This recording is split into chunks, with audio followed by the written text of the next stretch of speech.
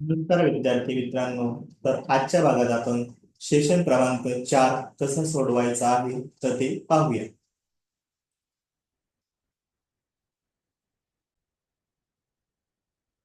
तर सर्वात अगोदर आपल्याला सेशन क्रमांक 4 मध्ये लॅब ला क्लिक करून या ठिकाणी टायपिंग प्रॅक्टिसला क्लिक करायचे आहे. त्यानंतर आपल्याला नेक्स्ट बटनावर क्लिक करून आपल्याला टायपिंग करायचे आहे. कशीही टायपिंग केली तरी चालते. त्याच्यानंतर आपल्याला ओके बटनाला क्लिक करायचे आहे. येस आय एम ला क्लिक करून आपल्याला एक्झाम ला टाईप करायचे आहे. त्यानंतर कन्फर्म बटनावर क्लिक करून आपल्याला ओके बटनावर क्लिक करायचे आहे. त्यानंतर आपल्याला नॉलेज चेक हे सोडवायचे आहे. तर बघा, चला चालू करूया. या ठिकाणी आपण स्टार्ट एक्झामला क्लिक केल्यानंतर आपल्याला नेक्स्ट बटनावर क्लिक करायचे आहे.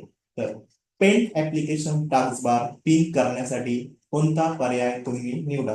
तर याचं उत्तर आहे डी.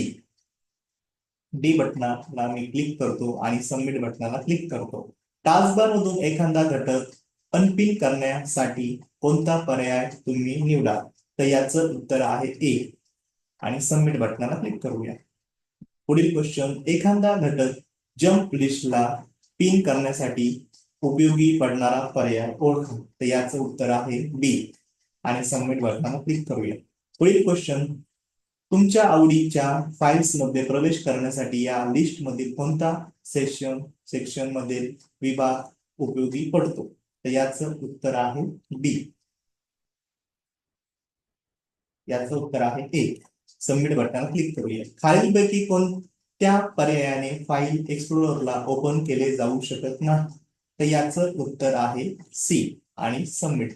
पुढील क्वेश्चन, डॅश डॅश हा विंडोज 10 मध्ये नेहमी वापरले जाणारे प्रोग्राम शॉर्टकट मध्ये एंड करण्यासाठी एक पर्याय उत्तम आहे. तर याचं उत्तर आहे पिनिंग आणि सबमिट बटनाला क्लिक करूया. पुढील क्वेश्चन आहे आपला, तुम्हाला आयटम्स डायडॅश किंवा डायडॅश मेनू पिन करता येतात? तर याचं उत्तर आहे टास्कबार आणि फाईल मेनू आणि सबमिट बटनाला क्लिक करूया. पुढील क्वेश्चन, डॅश हे एक फाईल मॅनेजमेंट ऍप्लिकेशन आहे. ह्यामुळे तुम्हाला कम्प्युटर मधल्या फाईल्स आणि फोल्डर्स व्यवस्थित ठेवता येतात. तर याचं उत्तर आहे विंडोज एक्सप्लोरर आणि सबमिट बटनाला क्लिक करूया. कम्प्युटर प्रत्येक फाईल एका डॅशने दाखवतो, त्यामुळे आपल्याला ती कुठेही तऱ्हेची फाईल, उदाहरणार्थ म्युझिक फाईल, डॉक्युमेंट अथवा एखादे चित्र हे कळते. याचं उत्तर आहे आयकॉन आणि सबमिट बटनाला क्लिक करूया. पुढील क्वेश्चन आहे, नोटपॅड फाईल नेहमी कम्प्युटर मध्ये एक्सटेन्शन वापरून स्टोअर केली जाते. तर याचं उत्तर आहे बी आणि सबमिट बटनाला क्लिक करूया. त्यानंतर एस आय एम ला क्लिक करून आपल्याला एंड एक्झाम हे टाईप करायचे आहे आणि कन्फर्म बटनाला क्लिक करायचे आहे आणि ओके बटनाला क्लिक करूया. त्यानंतर सेशन कम्प्लिशन टेस्ट मध्ये चालू करूया आपण स्टार्ट एक्झाम आणि बघूया. तर बघा, नेक्स्ट बटनावर ह्या ठिकाणी मी क्लिक करतो आणि प्रश्न क्रमांक पहिला, डेस्कटॉप, लॅपटॉप, टॅबलेट, कम्प्युटर्स आणि मोबाईल ही उपकरणे डॅश डॅश कशी वर्गीकृत केलेली आहे? तर याचं उत्तर आहे personal computers.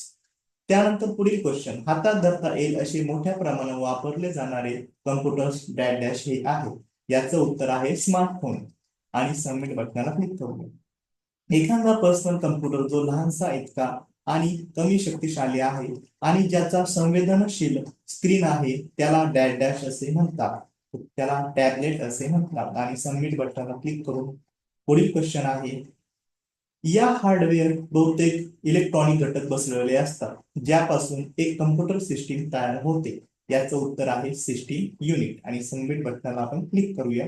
Yes I am ला क्लिक करून आपण एंड एक्झाम हे टाईप करूया आणि कन्फर्म बटनाला क्लिक करूया आणि ओके बटनाला क्लिक करूया.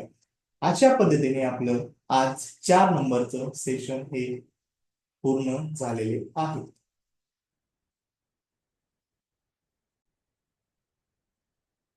पुढील भागात आपण 5 नंबरचे सेशन कसे सोडवायचे आहे हे पाहणार आहोत.